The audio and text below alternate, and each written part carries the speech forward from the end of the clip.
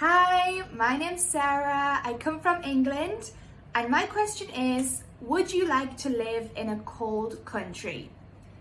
The answer to this one is definitely not. I do not like the cold weather at all. I don't like snow, I don't like rain, wind.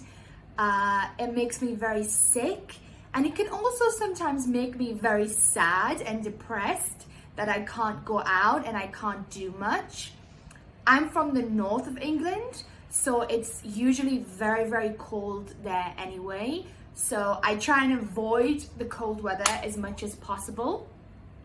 For me personally, I would much prefer to live in a country with a hotter climate. I like the beach, I like the sunshine, and being able to do activities outside.